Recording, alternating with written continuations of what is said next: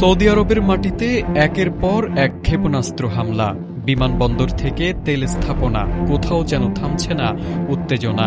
ইরানকে মোকাবিলায় আমেরিকার সঙ্গে হাত মিলিয়ে সৌদি আরব যে কৌশল নিয়েছিল, এবার কি তারই কঠিন মাশুল গুনতে হচ্ছে?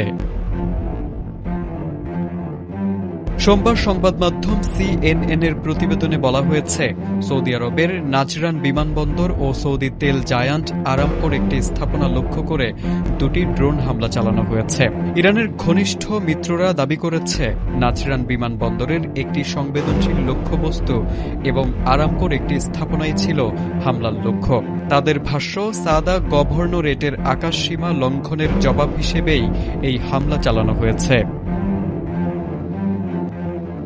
তবে হামলার বিষয়ে সৌদি আরবের পক্ষ থেকে তাৎক্ষণিকভাবে কোনো নিশ্চিতকরণ পাওয়া যায়নি।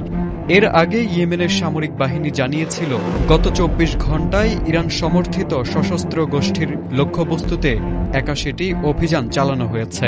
ফলে দুই পক্ষের পাল্টাপাল্টি হামলায় পরিস্থিতি যে দ্রুত উত্তপ্ত হয়ে উঠেছে তাই স্পষ্ট।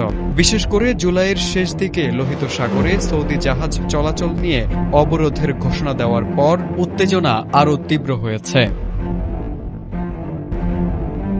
এখন সবচেয়ে বড় প্রশ্ন, এই সংঘাত কি শুধু ইয়েমেনের মাটিতেই সীমাবদ্ধ থাকবে, নাকি সরাসরি সৌদি ইরান উত্তেজনায় রূপ নেবে? একদিকে সৌদি আরব, অন্যদিকে ইরানের ঘনিষ্ঠ শক্তিগুলো। প্রতিটি নতুন হামলা যেন পরিস্থিতিকে ঠেলে দিচ্ছে আরও বড় সংঘাতের দিকে। মধ্যপ্রাচ্যের এই অস্থিরতার পরিণতি কোথায় গিয়ে থামবে, সেটি এখন নজর রাখার বিষয়।